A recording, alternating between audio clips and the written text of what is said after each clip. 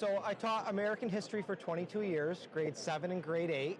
I was voluntold after 18 years that I would teach grade 8. That was a struggle for me as a teacher.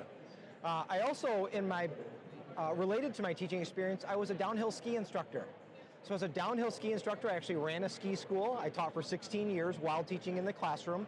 I learned the physical, applicable side of skill application, which as a humanities teacher was a little odd. I would teach concepts and cause and effect in history, but as a ski instructor, I could see people applying it. So when I came to the classroom, I was like, okay, how do I help my students apply what they're learning? And I started to see gaming and simulation as a clear way for that. I wasn't much of a gamer as a kid. I was a play outside kid, but I had a lot of access to technology, so I learned to love it, not be afraid of it. So then as a teacher, I thought, well, wait a second, maybe this is a way that I can help my students apply cause and effect through paper-based simulation, through game-based video game simulations. And so that's caused me to really start to love ed tech as that bridge between knowledge and skills as a way for students to show what they're learning. So I got into ed tech pretty early on in my career with Apple computers and with PCs and with projectors and with interactive displays. And I saw very quickly that in business terms, my ROI was learning retention, and that learning retention was amplified by ed tech. I learned that not every student is gregarious and not everyone is an extrovert. Shocker. So those introverts and the quieter students, they want to contribute to a class environment, but they don't always want to do it in front of their peers. So using back channeling, microblogging, parking lots that are digital, things like that where students could add their thoughts, and then later on I would be like, hey, your thoughts are pretty awesome. How do we bring those into so everybody else can enjoy them?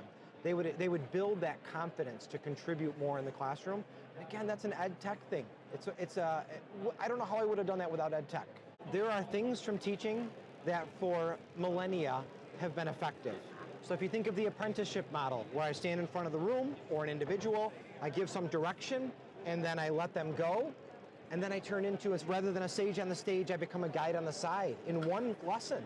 And when I'm a guide on the side, I can't quite hit all 25 to 30 students at once. I need some help.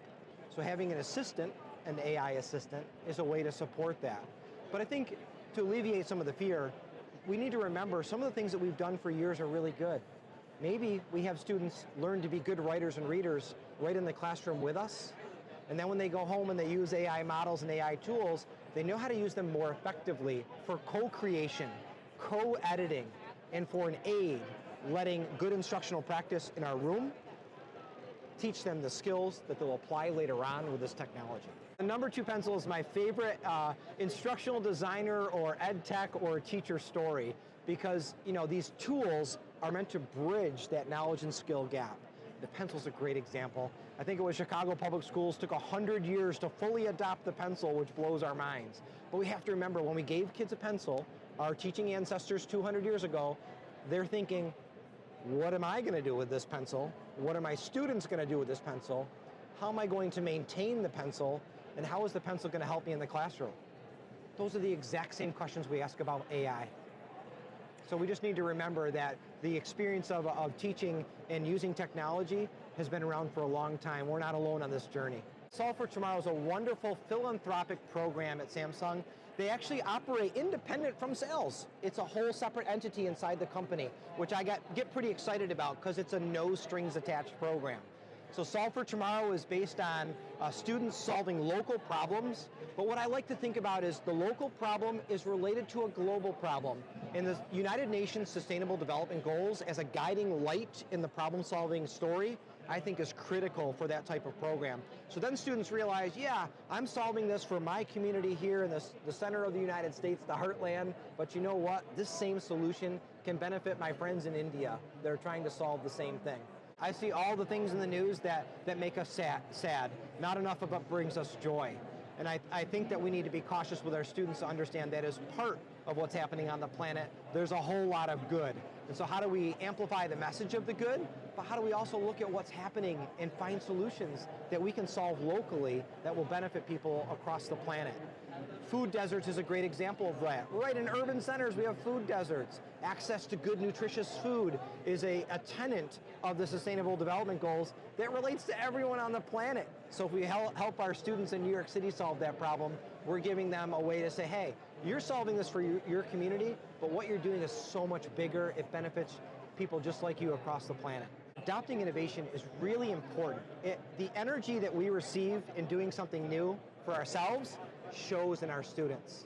I call that agency. Agency is the rigor, the stick-to-itiveness that I'm going to do something new, I'm going to try this. When we make that transparent, we make it visible, we give our students access to that agency, they're learning about being an adult.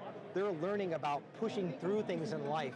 So when I struggle with how to use AI, I want to show my students, I want to talk about it. I'm like, I'm worried about this. What do you guys think? Let them see it. Let them see it. I remember when my classroom, if a computer would fail, my knee jerk would be like, why don't you put your heads down while I fix this? No, I stopped doing that. Let them watch. Let them watch me struggle. Let them watch me say, you know what, guys? This might fail. Let's try something new today. And then pivot on it right in front of them. That's a critical life skill that transcends most of our content. Rigor, agency, that we need to teach. It's that sub-story of teaching which is critical.